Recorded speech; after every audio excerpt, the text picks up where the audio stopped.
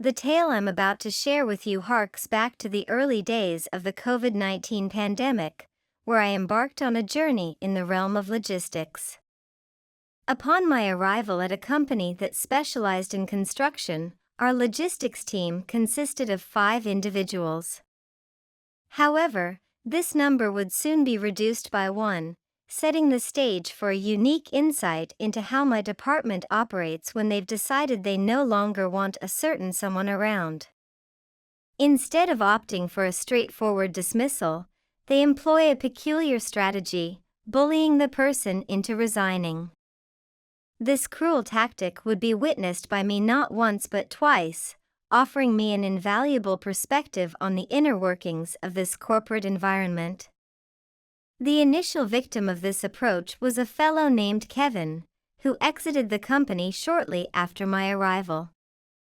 It began with exclusion from meetings and significant events, the public humiliation, public lectures, no acknowledgement of good work, and an emphasis on poorly done tasks, even to the extent of burdening someone with an unmanageable workload and subsequently berating them when they couldn't cope.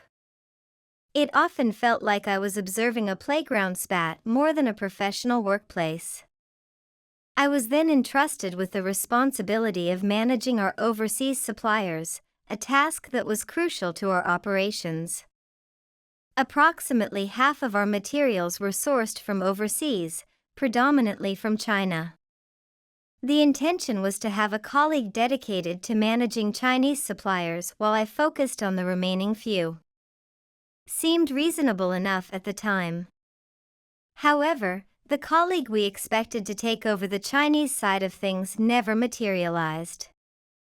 I found myself shouldering the responsibility of managing all overseas suppliers, which, unbeknownst to me, was the beginning of a pivotal chapter in my journey. Around the same time, the company initiated a significant shift in the workflow for overseas suppliers. This shift was a direct response to the skyrocketing costs of shipping containers, rendering our previous system financially untenable. To put it simply, before the shift, our suppliers were responsible for filling our shipping containers and transporting them to the harbor.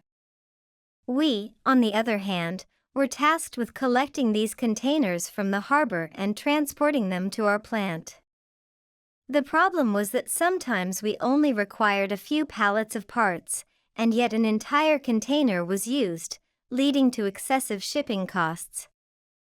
The new system aimed to make the shipping process more cost-effective by centralizing it.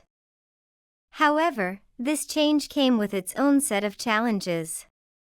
It eliminated our direct contact with suppliers, causing communication issues regarding the number of parts needed, packaging specifications, potential changes, and more. The burden of adapting to this new system, along with the responsibility of managing all overseas suppliers, fell on my shoulders. Surprisingly, no one sought my guidance on how my system worked or where I kept track of supplier contacts. The key data was buried deep within an Excel file, hidden behind a slew of part images saved in a folder labeled Part Pictures. Now, let's fast forward a bit.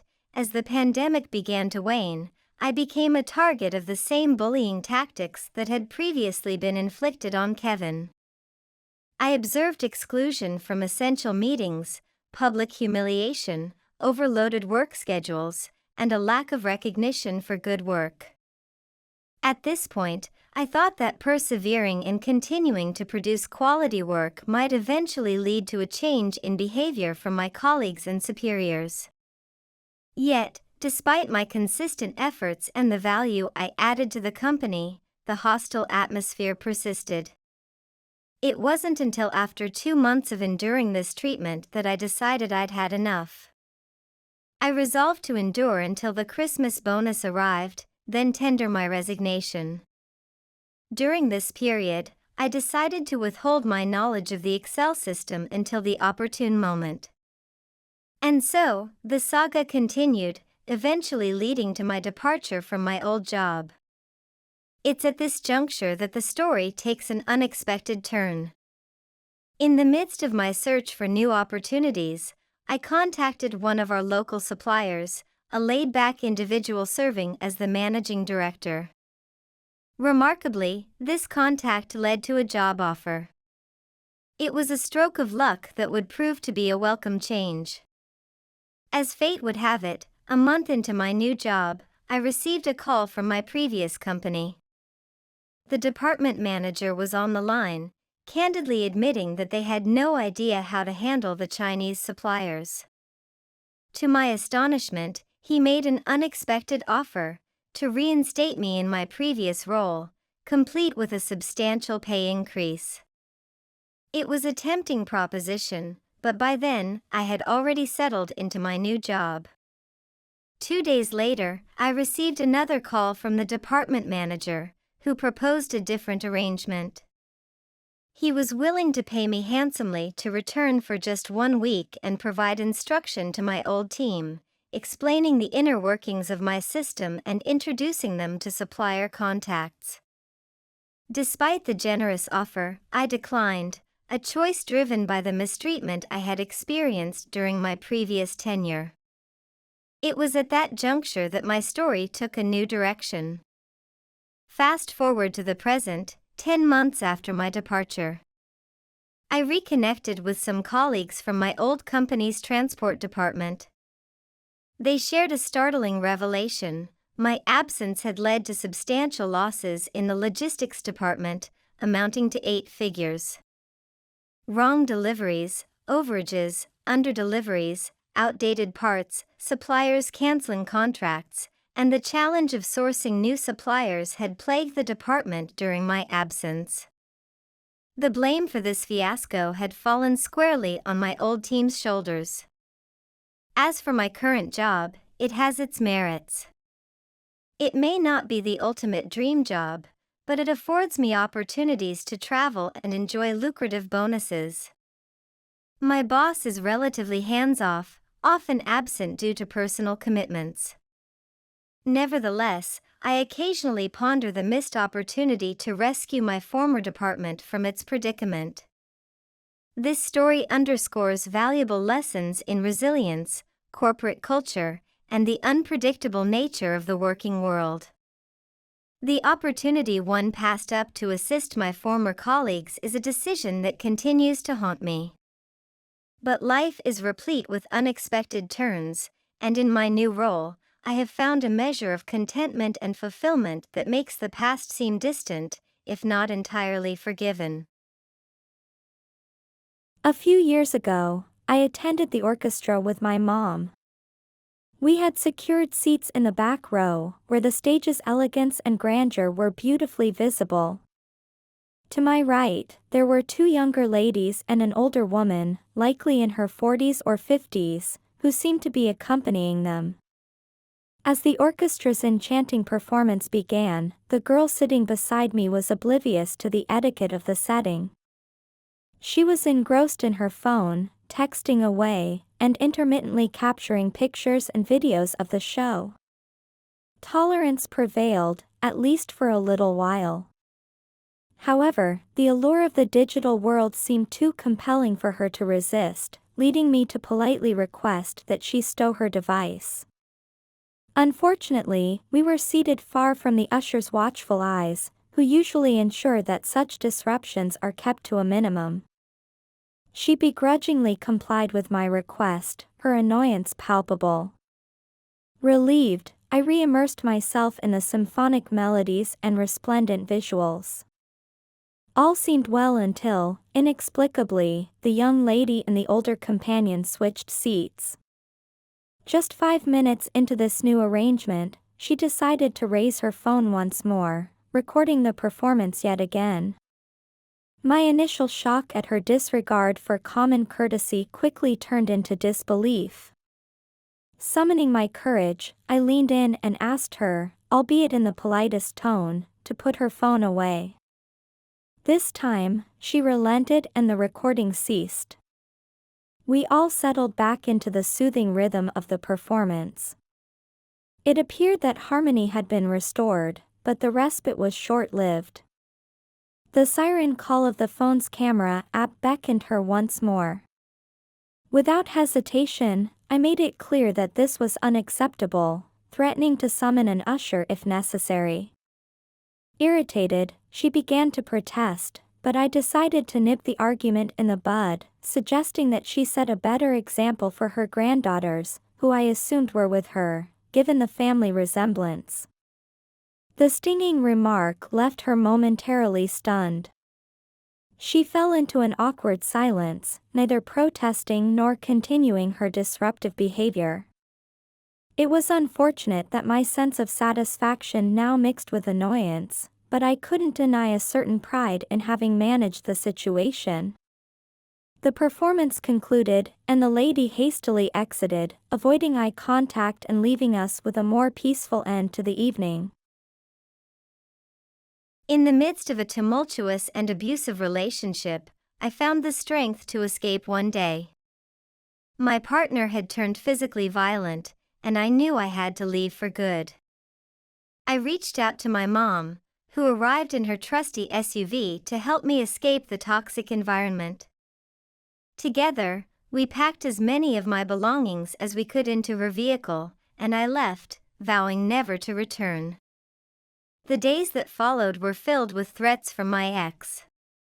He promised to sell my beloved pets, tarnish my reputation by labeling me an animal abuser, and even stoop so low as to call me derogatory names. I had a mental checklist of everything I considered mine when I entered that relationship, and I wanted to retrieve those items as peacefully as possible to avoid confrontation. However, as I began to gather my possessions, my ex's demeanor took a dark turn. He berated me for taking things that were undeniably mine, and the tension in the air grew suffocating. I needed a moment to clear my head and calm down, so I retreated to the kitchen. In a burst of pettiness, I laid my eyes on a set of glass Pyrex measuring cups, a simple yet cherished kitchen tool. Without hesitation, I decided to take them with me. It wasn't an item I had initially considered mine, but I figured it was time for a little act of defiance, a small way to reclaim something that was rightfully mine, as I embarked on my journey toward freedom.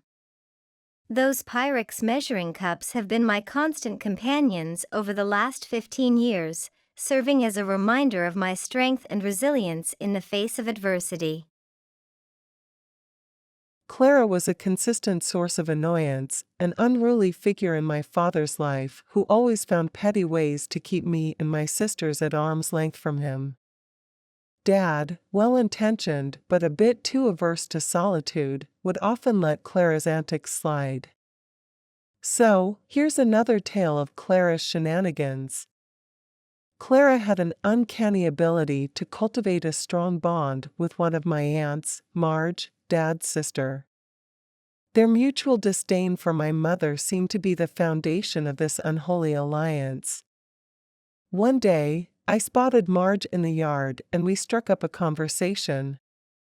Among the various topics that came up, we discussed my father's upcoming birthday. Marge, inquisitive as ever, inquired about the birthday gift I had in mind for Dad. I had always prided myself on selecting thoughtful gifts tailored to people's needs and interests. Not long ago, I'd stumbled upon a splendid foldable pocket knife, perfect for Dad, who had a penchant for seafood and could certainly use it to crack open shells. I shared this discovery with Marge, providing her with the location where I'd seen it. Big mistake. 3 days before his birthday, Dad gleefully presented the birthday gift from Clara, who simply couldn't contain her excitement, as she put it. What was it? You guessed it, a splendid foldable pocket knife.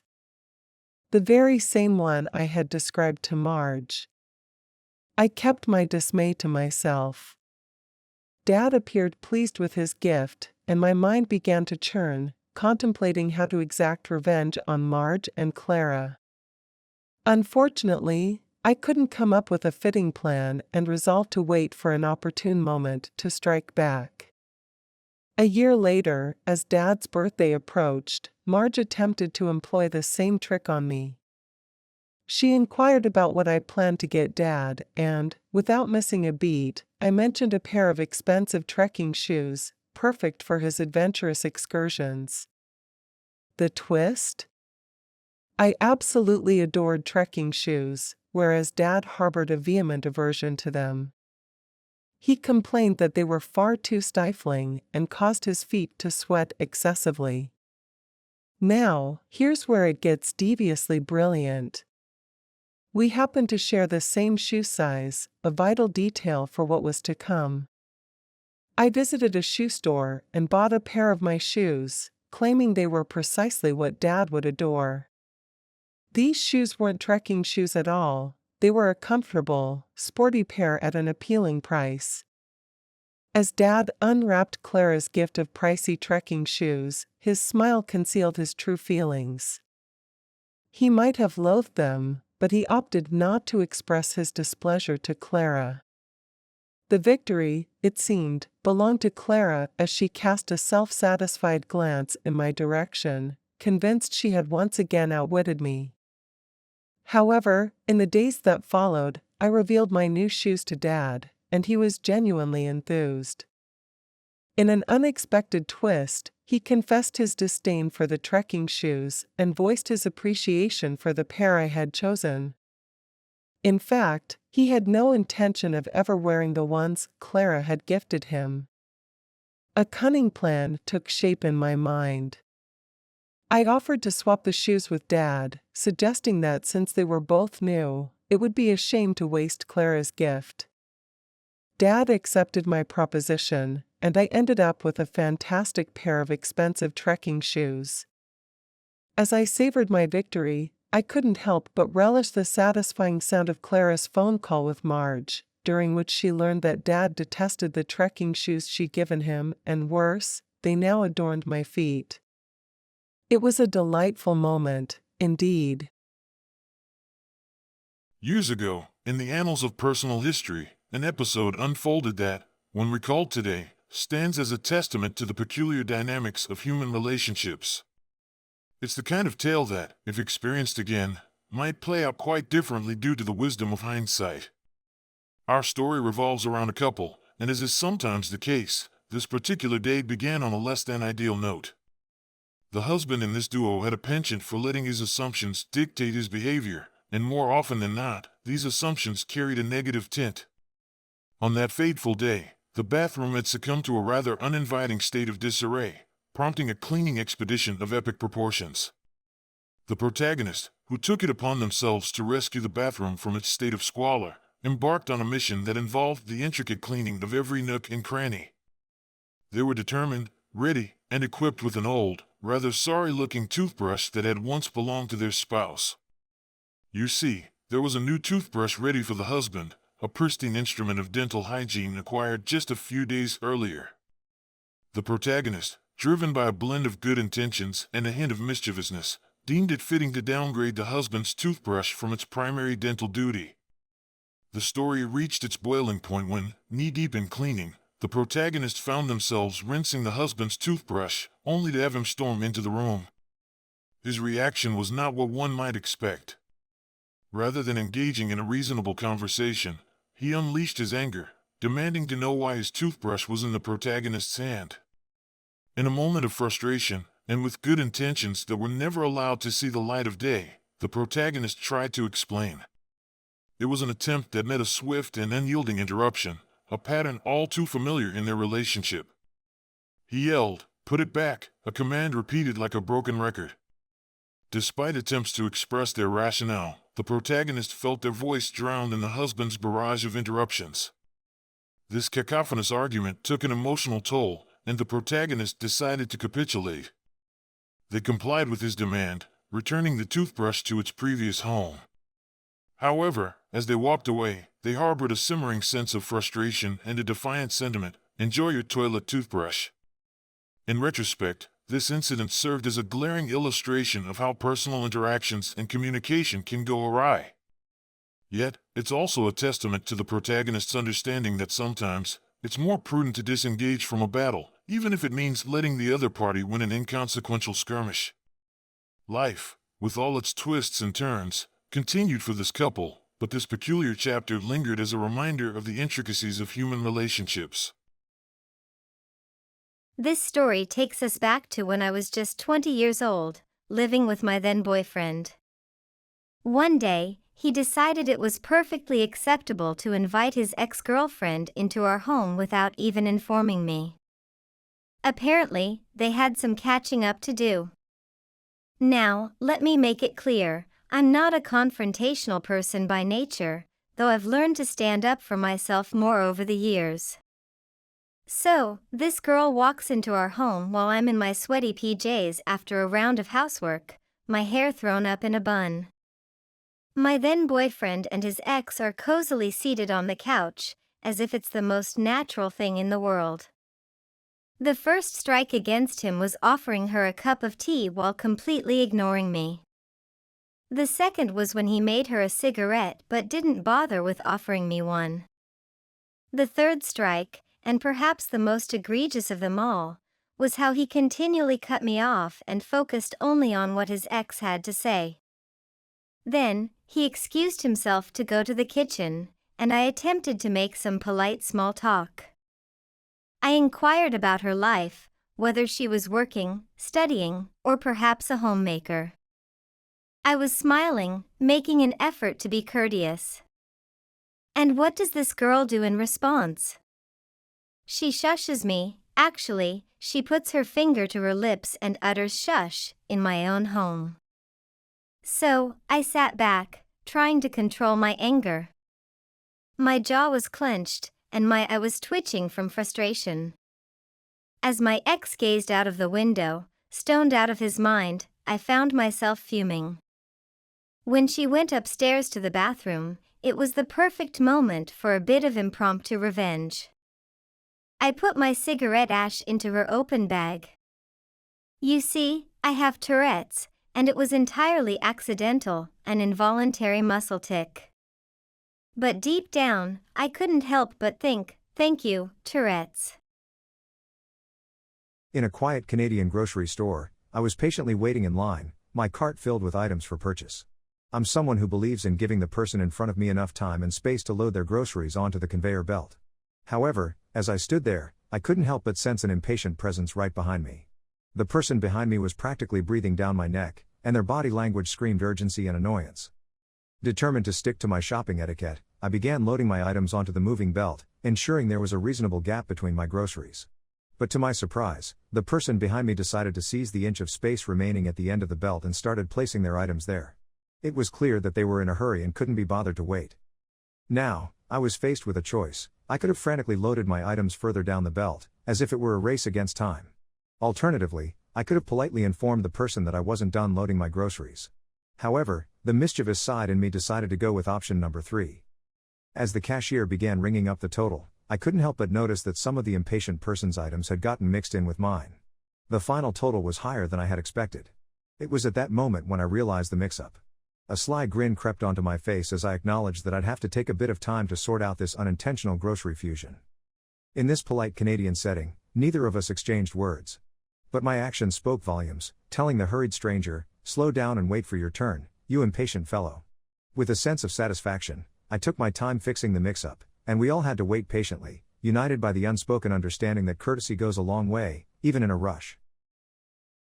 This morning's commute took an unexpected turn as I found myself on a bustling 6-lane highway. The highway had 3 lanes going each way, and, like any typical day in the city, most drivers were comfortably cruising at a speed slightly above the limit.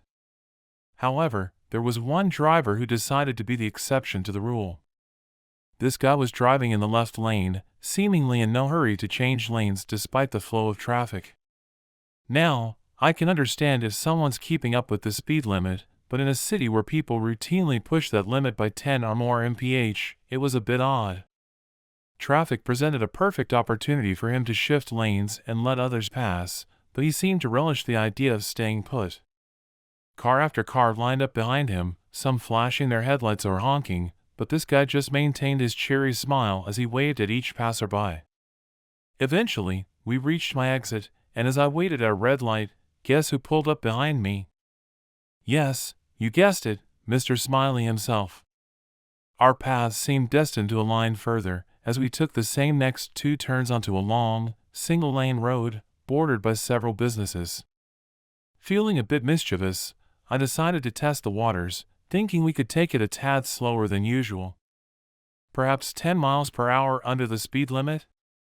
However, the effect was instantaneous. Smiley was no longer living up to his name. He was now tailgating me with fiery determination, his face flushed with frustration, and his middle finger pointed at the sky with a vehement gesture. The tension in the car was palpable as I continued down the road at a leisurely pace, much to Smiley's dismay. But eventually, our paths diverged. He turned into his office, still undoubtedly fuming, while I carried on with my day, having briefly added a spike to his morning commute. It was an unexpected adventure, to say the least. Working at an escape room is quite the adventure in itself, and it's safe to say that I've seen my fair share of characters coming through our doors. We have a well-structured system in place to ensure everything runs smoothly. With only 5 rooms in total, it's essential to stick to a strict schedule, leaving a 15-minute gap between groups to reset the rooms, complete waivers, and provide the next set of players with the necessary instructions. For returning customers and escape room enthusiasts, all of this is common knowledge. You'd expect that those who've tried multiple escape rooms would be more considerate of both the employees and fellow patrons. However, that's not always the case. Our policy is clear: if you're more than 10 minutes late for your scheduled time, you can either accept a reduced playtime, the amount of time you're late subtracted from the hour, or choose to reschedule for a different room or time slot. We're usually quite accommodating with this policy, and on slower days, we've been known to give some extra time back to players. It's all about ensuring everyone has a great experience. Nonetheless, there are those rare instances where groups can be so incredibly disrespectful that I simply don't feel compelled to give them any extra leeway, even if we're not swamped with bookings. Take the incident from just 2 weeks ago, for example.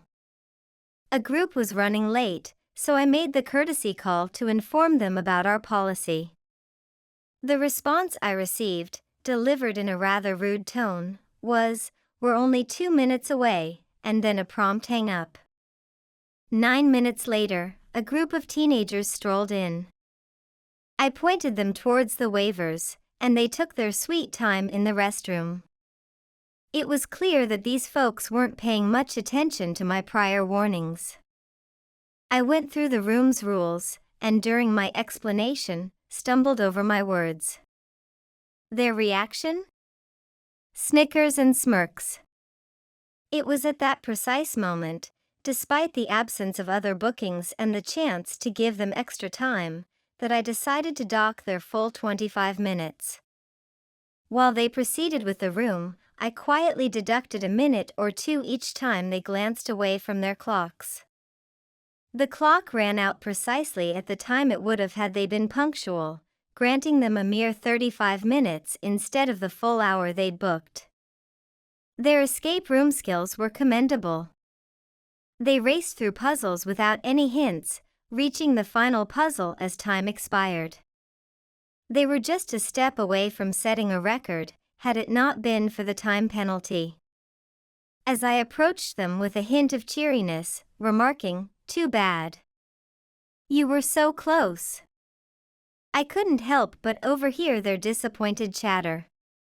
It turned out they had conquered all our other escape rooms except for this one. They were clearly frustrated, yet not a word was uttered about their playtime. It seems they had genuinely disregarded my initial warning, and I saw no reason to remind them of the severe time penalty they had incurred. 15 years ago, I found myself working and living in an assisted living facility, responsible for the night shift.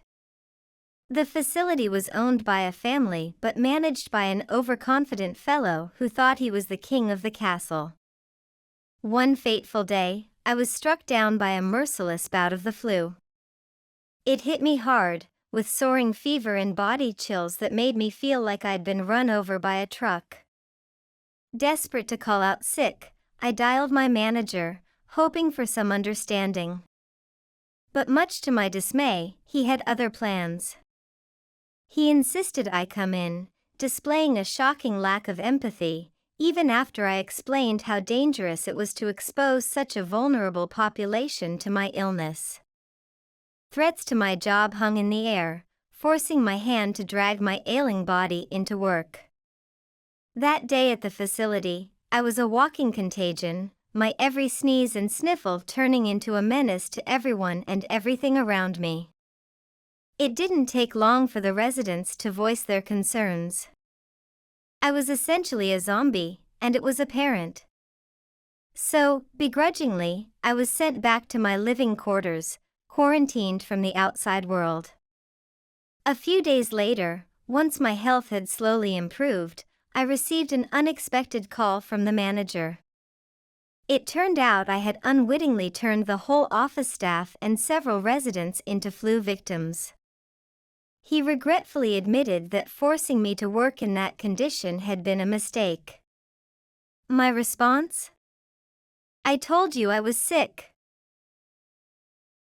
Years ago, I found myself working for a government department in the public service. I had spent a few years in the role of receiving and distributing classified cables, and my daily workspace was a small, secure room shared with 3 telex operators. At the time, I was officially a clerical assistant 1, though I was temporarily acting in a CA3 position. Over the 18 months that I held this position, I'd been receiving some assistance from one of the telex operators, who we'll call Griselda.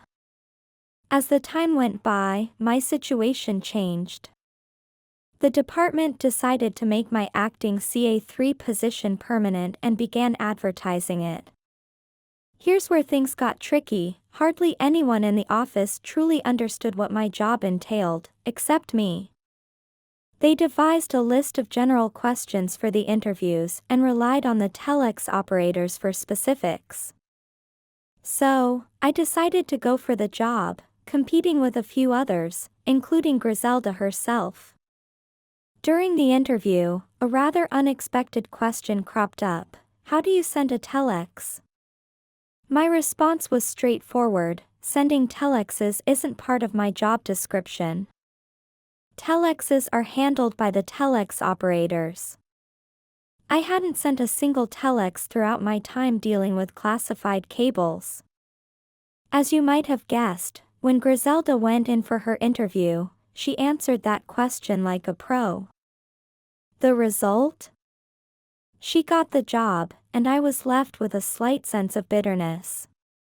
My brief bout of resentment quickly subsided, especially when, on her very first day in her new position, Griselda approached me, uncertain about where to send various cables. My response was as straightforward as my interview answer: you got the job, so it's your responsibility to figure it out. Griselda wasn't thrilled with my lack of assistance and decided to take the matter up with our department head. He, in turn, came down to have a stern talk with me about helping her. But I remained steadfast in my decision not to assist. As a public servant, I could have appealed the decision and perhaps secured the position for myself. But back in those days, I was a rather stubborn individual, and I derived immense satisfaction from witnessing Griselda's daily struggles. She consistently bungled her new role, resulting in immediate cables being delivered 2 days late and ending up in the wrong departments. For months after this incident, various colleagues would come to me, voicing their dissatisfaction with Griselda's appointment. It was a small victory, and it made me quite content. A few years ago, I found myself in an interesting living situation with my husband, mother-in-law, and sister-in-law. It was a dynamic household, to say the least. When I first moved in, I decided to buy a digital device for everyone. This gadget required internet access, but that's a story for another day. The twist? None of them were particularly tech-savvy, so I took on the role of the tech guru, showing them the ropes of using this new device. Things went smoothly, and they all enjoyed their newfound digital toy. But as with most tales of household harmony, this one took an unexpected turn. One day, my husband wanted to use the device, and our dear sister-in-law was less than accommodating. She flat out refused to share. Frustrated, my husband moved the coveted gadget to our room in the hope of finally getting a turn to enjoy it. However, when our sister-in-law later decided she wanted to use it again, she simply walked into our room and helped herself, reigniting the household tensions. Naturally, my husband was miffed about the whole situation. He decided to take matters into his own hands and hide the device to ensure his turn wouldn't be interrupted again. Unfortunately, a series of misunderstandings ensued, leading our sister-in-law to believe that I was the mastermind behind the disappearance of the device. This belief, for some reason, triggered a dinnertime tantrum of epic proportions, complete with utensils being hurled about. Adding to the confusion, our sister-in-law seemed to harbor doubts about my financial situation, as if she couldn't fathom that I could have afforded the device in the first place. But amidst the chaos, my husband and I hatched a plan. We decided it was time to revoke her access to the internet, and it just so happened that I had a trick up my sleeve. I knew how to ban her device's MAC address from our network, essentially cutting off her internet access. She had no idea what hit her. But our story doesn't end there. In a desperate move, she purchased a Wi-Fi extender to circumvent our restrictions. Sadly for her, we didn't let that slide either, swiftly banning its MAC address as well. As the days turned into weeks, our sister-in-law remained clueless about why her internet access was so spotty. Her futile attempts included discarding Wi-Fi extenders she believed to be malfunctioning. To this day, she remains in the dark about the real reason behind her connectivity issues. And so, in the realm of household tech wars, a strategic ban led to a triumphant, if somewhat mischievous, victory. It's a tranquil morning at our house, well, except for the early hours. You see, I'm 28 years old, and I share my home with my 29-year-old boyfriend and a 35-year-old roommate. The twist? I'm the homeowner, and I have the freedom to sleep and wake at my leisure since I work from home. But here's the thing, I'm a light sleeper, and my boyfriend, on the other hand, snoozes like a rock and often requires my help to wake up on time. Now, my boyfriend's day starts early. His alarm sounds off faithfully at 5:30 a.m., but he's quick to get dressed and dash off to work, typically leaving by 5:40. During those precious 10 minutes, I put together his lunch, brew some coffee, and ensure he's ready to tackle the day. It's a routine we've got down to a science. However, the real early morning drama unfolds with our roommate. He seems to have a penchant for drama when it comes to alarms. It's like he's reenacting a suspenseful scene from a James Bond movie every morning, complete with a loud, blaring alarm that pierces the air every 5 minutes from 5 to 5:30. Only when the clock insists, at 5:30, does he finally decide to grace the world with his presence. The curious part is that he's not one to appreciate a symphony of sound either, since he's, apparently, a light sleeper. He's gone as far as expressing his displeasure about my TV watching habits in my room, even with the door tightly closed. Yet, he has no qualms with setting an alarm that could wake the dead, or at least the entire household. If only he'd considered dialing down the volume a notch, but that suggestion falls on deaf ears. I've made my plea for some auditory peace several times, a request as futile as a dog chasing its own tail. He simply refuses to compromise on this matter. And so, enter my little act of petty revenge. My morning routine involves various activities that, unfortunately, are not soundless. For the past few days, I've made a deliberate effort to kickstart my day at 5 a.m. The logic? If he wants to set the wake-up call, he's got it, a full house of morning activity that might as well have been a parade. The two large dogs in our household are anything but silent when I release them from their crates and feed them. Our little daughter, who sometimes spends her nights with us, often wakes up bleary-eyed because of this early morning ruckus. A 5 a.m. toddler isn't a pretty sight, especially when she usually sleeps in until 9:30 or 10. I've made my point, a loud one at that. My house, my rules. You set the tone for a 5 a.m. wake-up call, and that's what you'll get. I won't be sneaking around like a mouse. My morning routine is a symphony of morning sounds, all in the early hours. Dishes clattering, dogs scampering, and the TV broadcasting. No, it's not an ideal way to wake up, but turnabout is fair play, isn't it? My roommate, who hasn't been the sharpest tool in the shed, occasionally gives me the stink eye and mutters, "Why are you awake?" My response is a simple, "Because you woke me." I've even suggested he consider toning down the alarm or at least decreasing its frequency, but he's as steadfast as a lighthouse in a storm, unmoving and resolute. So, it seems we'll continue to greet the day at the unforgiving hour of 5 a.m. Well, except for my boyfriend, the ever-sleepy one, who blissfully sails through the early morning cacophony. Perhaps I should give him a gentle nudge and let him in on the fun. After all, what's a little early morning drama among roommates? As I maintained my early morning retaliation against the blaring alarm, I couldn't help but notice how my daily routine gradually evolved into a peculiar mix of domestic chaos. The clanging of dishes, the excited barking of our lively dogs, and the colorful characters on the living room TV all contributed to the eclectic ambience of our pre-dawn household.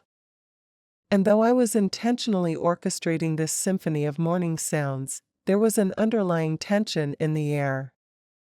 My roommate, a creature of habit, seemed steadfast in his resolve to resist any attempts at compromise. Every morning, his alarm blared through the house like a horn summoning an army to battle, signaling the start of another day filled with sonic skirmishes. It was as if he was challenging my audio ingenuity. While I tried to minimize the impact on my boyfriend and our toddler, I must admit that they both remained unfazed by the early morning cacophony. My boyfriend continued his blissful slumber through it all, somehow impervious to the boisterous, pre-dawn celebrations. And our young daughter, perhaps believing it was all a part of the morning ritual, often fell back to sleep after an initial bout of grogginess. For my part, I had become a reluctant conductor of this peculiar orchestra, hoping that the ongoing morning crescendo might eventually nudge my roommate toward a more harmonious compromise. However, as the days passed, it became apparent that his resolute refusal to adjust his alarm settings was unwavering. Though the situation seemed unlikely to change anytime soon, the morning routine now reflected a daily clash of priorities. A clash of early risers and those who cherished a few more moments of sleep. But in my own subtle way, I continued to hold my ground, orchestrating a melodious morning spectacle, determined to drive home the message that compromising on alarms might be the key to achieving peace in our early hours. On the top floor of a towering apartment building, I resided in the comforting embrace of my cozy abode. It was a typical evening, and I had invited a couple of close friends over for a night of spine-tingling scares through the medium of horror movies. Little did we know that our evening would take a dramatic turn as the night unfurled. As the hours ticked by, the atmosphere within my apartment was filled with the eerie tension conjured by the scary films we indulged in. But there was another, more unwelcome, soundtrack that began to infiltrate our space. A faint murmur of music slowly crept into our ears, gradually growing louder and more insistent. It emanated from beyond the walls of my apartment, as if the very air was vibrating with the rhythmic beat. We exchanged puzzled glances, curiosity piqued. Our bewilderment transformed into realization as the source of the relentless music became apparent. Our next-door neighbors were hosting an exuberant Halloween bash on their rooftop. The cacophony was staggering, and the sheer number of partygoers, at least 50 to 60 strong, was staggering. Their revelry knew no bounds as top 40 hits reverberated relentlessly into the night, impervious even to the highest volume setting on my television. The cheers and laughter of the jubilant crowd seemed endless, like an unyielding chorus celebrating the witching hour. Midnight came and went, yet the raucous party showed no signs of abating. It was as if the night itself was ensnared in their festivities, and the very walls between our apartments had dissolved. While I wholeheartedly supported the spirit of celebration, I couldn't help but feel that a certain level of decorum should prevail beyond a certain hour. After all, it's one thing to enjoy a Halloween party, but it's another to keep the entire block awake, serenaded by the dulcet tones of Doja Cat. As I pondered how to restore some semblance of tranquility to the night, a memory stirred within me: the water guns. I had procured them from Amazon during the sweltering heat of a particularly brutal summer week, but they had languished in the depths of my closet for the past few months, forgotten and unused. The weather forecast, however, had predicted scattered showers, and it seemed that fate itself had bestowed upon me the perfect instrument to bring about an unforeseen twist to this chaotic soiree. Embracing that trick half of the trick-or-treat spirit, my 3 intrepid friends and I embarked on a mission. We armed ourselves with the water guns, filling them to the brim with icy cold water. Donning our coats to shield us from the biting chill of the night, we ascended to the rooftop, ready to unleash our aquatic ambush. With military precision, we positioned ourselves at 2 strategic angles above the unsuspecting revelers below. The atmosphere crackled with anticipation, and then, in a synchronized assault, we pulled the triggers, releasing torrents of frigid water upon the unsuspecting guests. Laughter and cheers quickly transformed into startled shrieks and expressions of pure terror as the unexpected deluge cascaded down from the heavens, or rather, from my rooftop. As I pumped the water gun, sending blast after blast of cold water into the night, it felt as though I was expelling all the pent-up frustration from years of enduring noisy neighbors in New York City, whose music had often kept me awake until the early hours. With our mission accomplished, we retreated indoors, our cheeks flushed with victory. Peering out the window, we observed a few hastily donned raincoats and an umbrella making their appearance.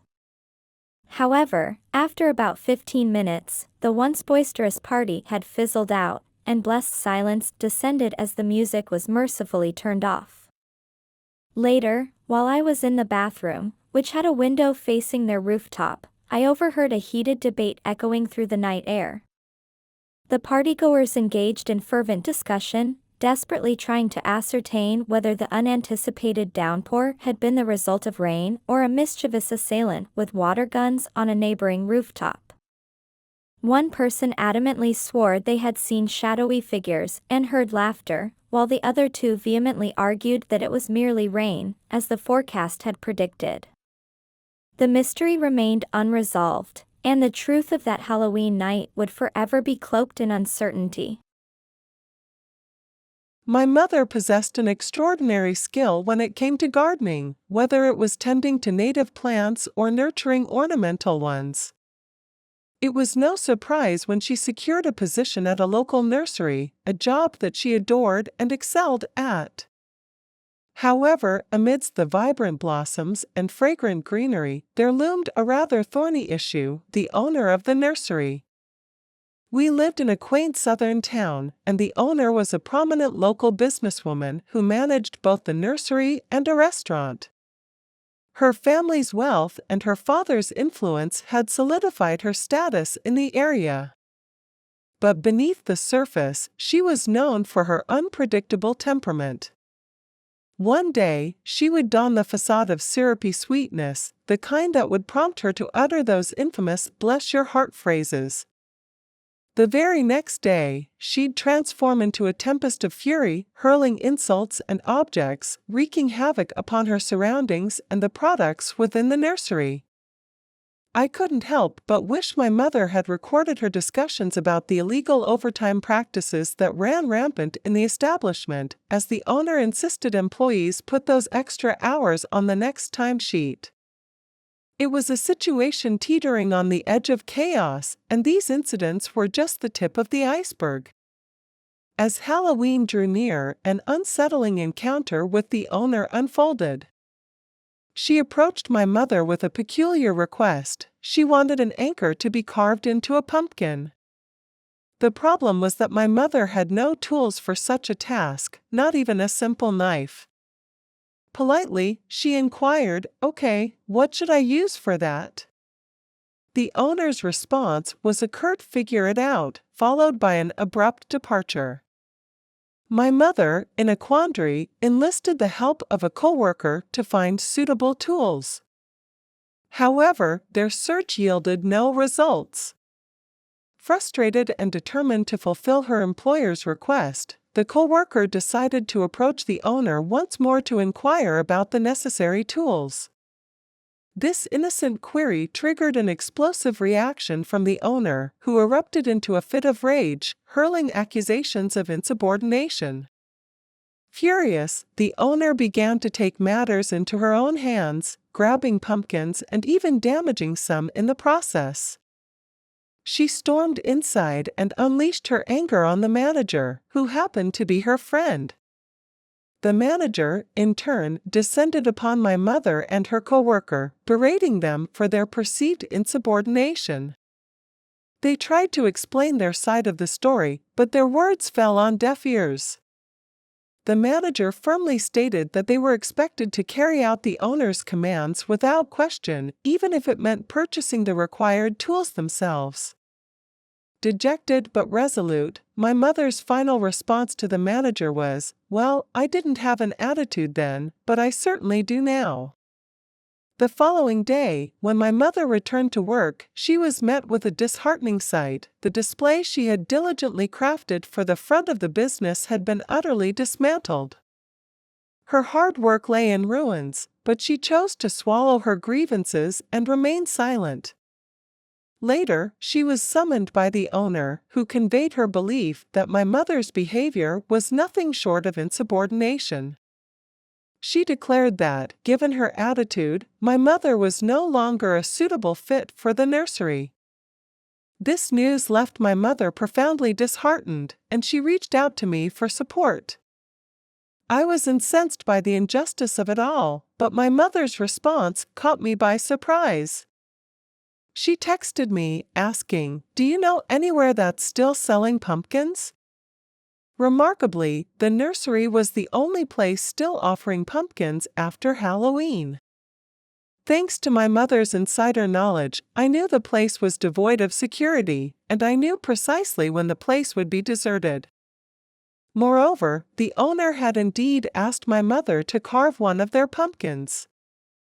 Thus, on one fateful day, on my way home, I seized the opportunity to liberate a pumpkin from the nursery. When I arrived home, my mother shared her ingenious plan to return her keys to the nursery in a perfectly carved pumpkin. Her cunning gesture was an act of quiet revenge, a way of expressing her sentiments without uttering a word. We marveled at her handiwork before she dropped it off. As I drove by the nursery later, I couldn't resist a glance at the aftermath. The pumpkin, now smashed and forlorn in the back, stood as a testament to our quiet defiance. It was a small act of vengeance that spoke volumes. The satisfaction of witnessing the owner's composed demeanor as she was forced to express polite gratitude to my mother was worth every moment. It was a fleeting victory, but it carried a profound message, one that would linger in the air long after the pumpkin had been reduced to shards. My half-sister, Heather, and I had never really seen eye to eye. We were both 24, born just 20 days apart, a quirk of fate that had always made our relationship rather peculiar. Our fathers had left our respective mothers for each other, creating a dynamic filled with tension and awkwardness. Adding to the complication, Heather's mother had developed a deep-seated animosity toward me and my mother. Consequently, Heather and I never really had the chance to forge a strong bond. It didn't help that Heather had an insatiable need to one-up me in every aspect of life, even though we came from similar economic backgrounds. I could recount numerous instances of her competitive behavior, but for the sake of brevity, I'll spare the details. Fast forward to last month, when my fiancé and I got engaged. We decided to celebrate our engagement with an intimate party, originally planned as a casual formal affair. Picture nice dresses, but not Met Gala ball nice, more like dining at a classy restaurant nice. As the date of our engagement party drew near, my cousin reached out to me with something she insisted I needed to see. It was a picture of the dress Heather intended to wear. The sight of it left me utterly flabbergasted. The dress was nothing short of opulent, long, white, strapless, adorned with glistening crystals and golden accents. It practically screamed wedding dress. I couldn't be entirely sure, but the implications were enough to set me off. I was seething. In a fit of frustration and defiance, I made a snap decision. I started texting our guests, telling them of a sudden change of plans. Our casual formal engagement party was now transformed into a costume extravaganza. My mother's side of the family was renowned for their Halloween fervor, so they embraced the idea with enthusiasm. I informed my father via text and asked him to relay the message to Heather and her mother, fully aware that he was likely to forget or leave it until the last minute. Saturday finally arrived, and our guests began to trickle in, most of them sporting elaborate costumes or quirky accessories. Some had come unprepared, but we provided them with fun hats and inexpensive wigs. The atmosphere was electric with excitement. However, Heather, my father, and her mother arrived fashionably late, by about an hour. As soon as Heather realized that everyone was either decked out in imaginative costumes or sporting eccentric accessories, she visibly deflated. Her spirits hit rock bottom when my fiancé complimented her on her amazing bride dress, in the context of a costume. Devastated, she left the party in tears, accompanied by her mother and my father. They accused me of being childish and argued that I should have personally informed Heather rather than tasking my forgetful father with the message. For those curious, my fiancé and I had dressed as Bubbles and Mojo Jojo. My mom and aunts had gone as ABBA, while other memorable costumes included Luffy and Zorro, Ian Malcolm and John Hammond, and even Jesus himself. The evening, marked by unexpected twists, ultimately underscored the notion that sometimes, a little spontaneity can transform an ordinary event into an unforgettable adventure. 2 decades ago, I embarked on my university journey, leaving the comforts of home. My parents, in their wisdom, co-signed a mortgage for an apartment-style condominium in a quaint Canadian town. Back then, this investment set them back a mere $52,000, a figure that now seems almost absurdly low. They believed this was a financially sound choice, far superior to the hassles of renting an apartment and dealing with unpredictable landlords. Enthusiastically, I embraced the idea and moved into my newfound abode. My condominium complex was predominantly occupied by individuals aged 65 and above. A rather small building, it boasted a mere 24 units, divided into 2 sections. I happened to reside in a basement condo, a modest yet comfortable space, perfect for a university student. At the tender age of 19, I was mindful of the age gap and the stereotypical image of a university student.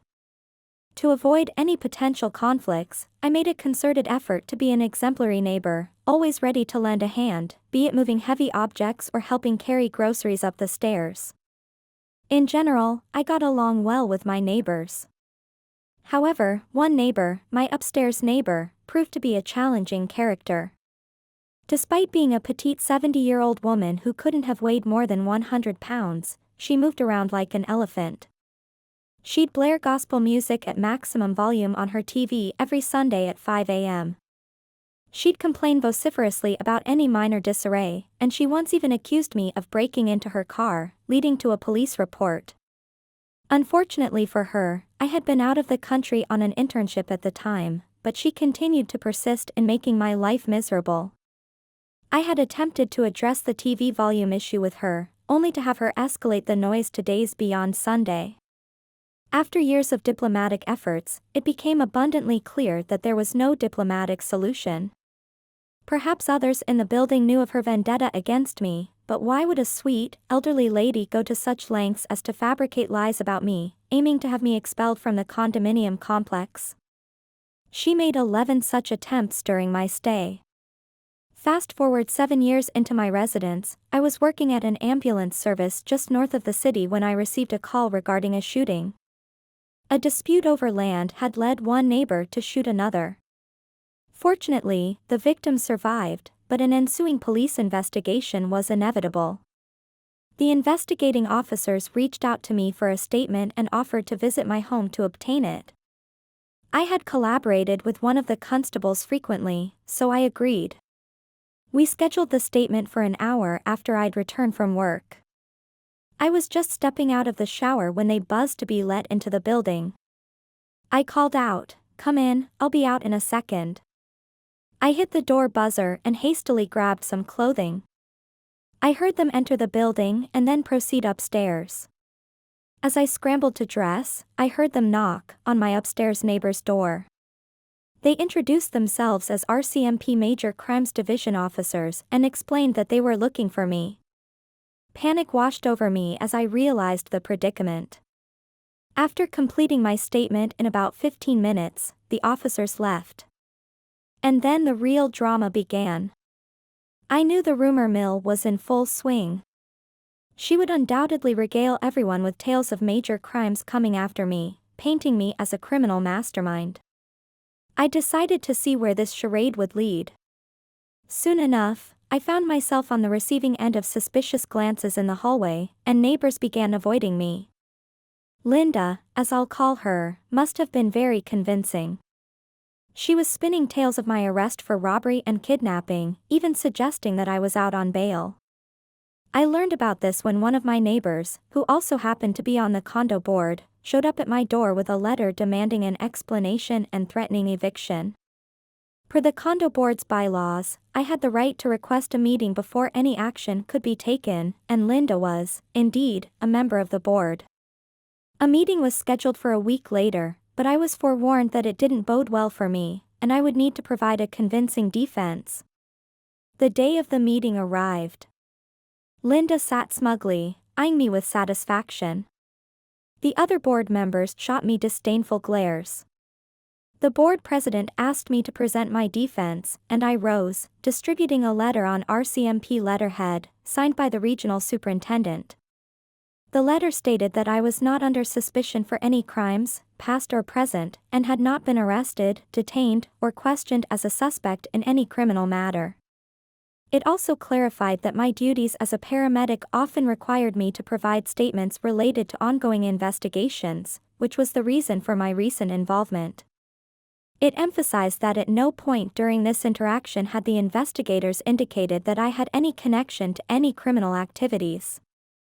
In closing, the letter expressed regret that such a statement was necessary and pledged to reopen an investigation into a previous incident involving false accusations against me. It was evident when people grasped the contents of the letter. The accusatory glances shifted from me to Linda. She exclaimed that the letter must be a forgery, fervently asserting that she had witnessed my arrest and insisting that the board should trust her. Her desperate plea fell on deaf ears. I stood and addressed the board, recounting years of harassment and false accusations, including her baseless claim of vehicle break-ins. I informed them that, based on advice from my lawyer, I would refrain from discussing the matter further with any member of the board. I explained that Linda's position on the board had enabled her to misuse her authority for harassment, potentially exposing the entire board to litigation, and I was exploring my options. The following day, a knock came at my door. The board president informed me that Linda had been removed from the board and had been issued a stern warning about her behavior. Any further harassment could result in legal proceedings to have her expelled from the building.